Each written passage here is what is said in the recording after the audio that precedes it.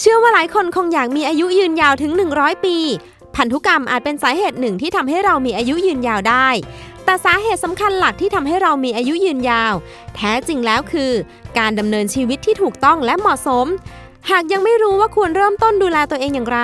ลองไปฟังเคล็ดลับจากหมอแอมกันเลยดีกว่าค่ะ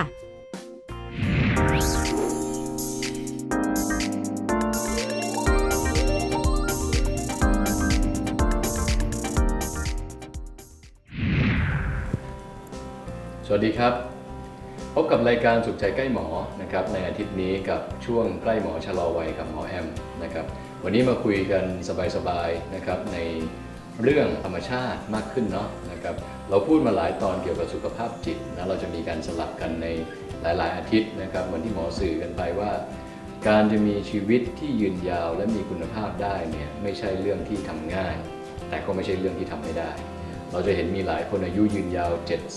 80 90เรายังเห็นนะครับแต่ทุกๆ10ปีที่เจริญเติบโตไปเนี่ยเราก็จะมีเพื่อนน้อยลง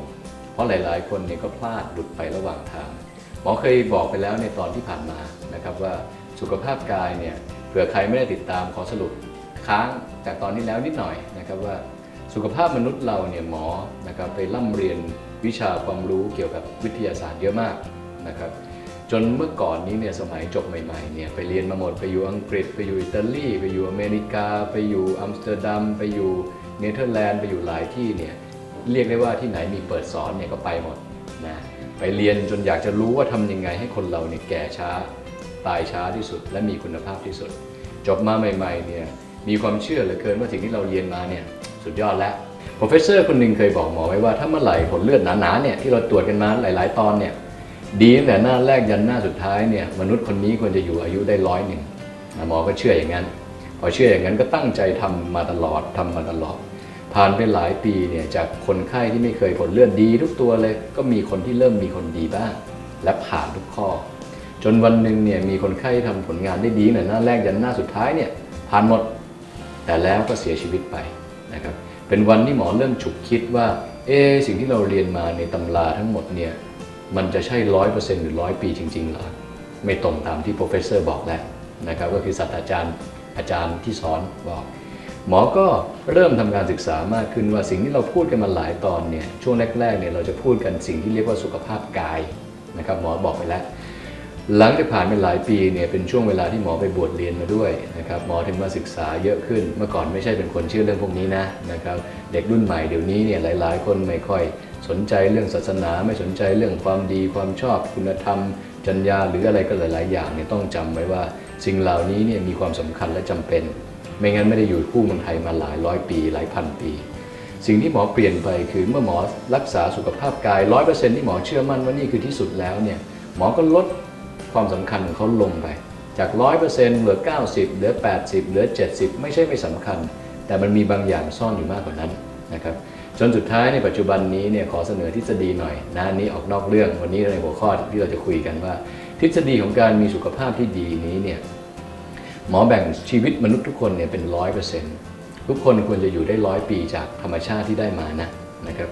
สิ่งที่หมอทำทั้งหมดก็เรียกวิทยาศาสตร์การแพทย์เนี่ยหมอตีว่าฝั่งนี้ก็เรียก physical health หรือสุขภาพกายในปัจจุบันผ่านมาหลายปีในการรักษาเนี่ยหมอตีว่าทางฝั่งนี้เหลือแค่ 40% เอง40% คือทำได้จากการแพทย์เช่นตับไตไส้พุงเครื่องในอวัยวะที่เสื่อมลงเราใส่ยาเข้าไปเราก็ช่วยได้ 40% ฝั่งนี้หมอเป็นผู้ช่วยหลักเป็นเหมือนโค้ชที่คุณมาแล้วคุณไม่ต้องทำ 100% หมอทำช่วยให้น้ำหนักดีขึ้นร่างกายดีขึ้นอีก 60% ที่หมอพยายามจะเสนอทฤษฎีนี้เนี่ยเขาเรียกว่าสุขภาพจิตและสุขภาพกายเนี่ยกินพื้นที่ไปประมาณ 40% นี่คือสิ่งที่หมอบอกคนไข้ทั้งหมดว่าการมาเจอหมอหรือการที่หมอเล่าให้ฟังนี้เนี่ยใช่ว่าเราทำทุกอย่างดีหมดวิตามินก็กินร่างกายก็กินอาหารการกินดีแล้วเราจะมีชีวิตยืนยาวนั่นคือสิ่งที่ถ้าเทียบแล้วเนี่ยคนที่ทุกคนต้องผ่านตรงนี้ก่อนนี่ก็เรียกปริญญาตรีทำกายให้ดีให้แข็งแรงไม่อ้วนร่างกายแข็งแรงกระดูกดีสมองดีสุดท้ายเนี่ยหมอมาเพิ่มเติมหลังจากการบวชเรียนเนี่ยว่ามันน่าจะมีอะไรซ่อนอยู่นะทำไมบางคนอายุยืนยาวมากเลยโดยที่ไม่มีวิตามินกินเลยหมอมีโชคดีในชาตินี้เนี่ยได้ตรวจพระผู้ใหญ่หลายองค์นะครับเลยได้ลงไปดูมากขึ้นว่า สิ่งที่เรามองข้ามไปเนี่ยเขาเรียกว่า mental health นี่เขาเรียกสุขภาพจิตอย่างงงนะ 40% คือกาย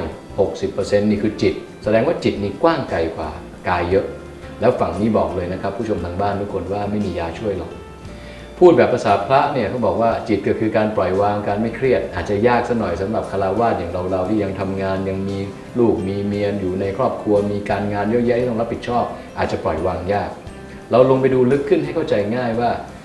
40-60% ฝั่งสุขภาพจิตตีเป็นสัก4หัวข้อง่ายๆนะ4หัวข้อง่ายๆคือความเครียดการนอน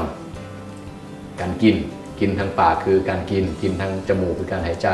และสุดท้ายคือการออกกำลังกายเราเรียม4อย่างนี้ที่หมอแบ่งวิเคราะห์โดยทฤษฎีตัวเองเพราะมันถูกบังคับได้ด้วยจิตตัวเอง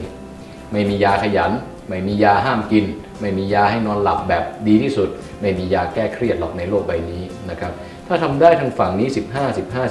15 แล้ว40ฝั่งนี้คุณดูแลตัวเองดีควรจะอยู่ได้101ถูกต้องหมอมีคนไข้หลายคนใกล้100นะขับรถได้มาหาหมอเองได้นี่คือสิ่งสำคัญในตอนนี้ที่เราเกริ่นนำไว้ก่อนว่าสิ่งสำคัญตรงนี้เนี่ย4อย่างเหล่านี้เนี่ยเราก็ต้องเริ่มต้นจากสิ่งที่ง่ายที่สุดนะครับเดี๋ยวเราจะมาคุยกันต่อแต่หมอจะขยายความให้ฟังว่าเมื่อเราทำกายเราดีแล้วการทำใจให้ดี1ต้องออกกำลังเอง 15% 15 ปีนะออกกำลัง 15% คือทีมชาตินะเราก็ไปดูที่เราออกกำลังกายเยอะไหมถ้าเราออกแค่นิดๆหน่อยๆก็สัก 5% 10% นะครับส่วนที่2คือการกินทุกคนต้องกินด้วยตัวเองกินเยอะก็อ้วนมากก็ตายเร็วอ้วนน้อยก็ตายช้าอากาศก็ต้องอยู่ในที่ที่สะอาดนะครับ3คือการนอนหมอยกเว้นไปเลยนะว่าไม่เกี่ยวข้องอะไรกับใครเลยเพราะการนอนนี้เนี่ยถ้าเครียดมากก็นอนไม่หลับคิดเยอะถ้าเครียดน้อยก็นอนหลับได้ดีนี่คือสิ่งสำคัญที่เราจำเป็นต้องให้ความเข้าใจกับส่วนนี้มากขึ้นสุดท้ายคนเราจะมาจุดตรงนี้นะครับความเครียดเพราะฉะนั้นแล้วเนี่ย4อย่างในทฤษฎีของการจะอายุยืนยาว101นะครับหมอขอตั้งชื่อตอนนี้ว่าเคล็ดลับอายุยืนยาว100 ปีแบบมีคุณภาพในวงเล็บไม่นั่งรถเข็นไม่นอนบนเตียงไม่ใส่ท่ออึท่อฉี่ไม่เป็นภาระลูกหลานอาทิตย์นี้เรื่องนี้ยาวและยากและเข้าใจเราต้องใช้เวลาคุยกันนะครับไม่ได้คุยกันง่ายๆแต่คุ้มค่าแน่นอนว่าถ้าเมื่อไหร่ที่เรารู้และปฏิบัติตามเชื่อเถอะนะครับว่าจะมีผลกับร่างกายเรามากกว่าที่เราคาดคิดเพราะฉะนั้นในอาทิตย์หน้านะครับเราจะมาคุยกันต่อในเรื่องของสุขภาพจิตนะครับสุขภาพจิตคือ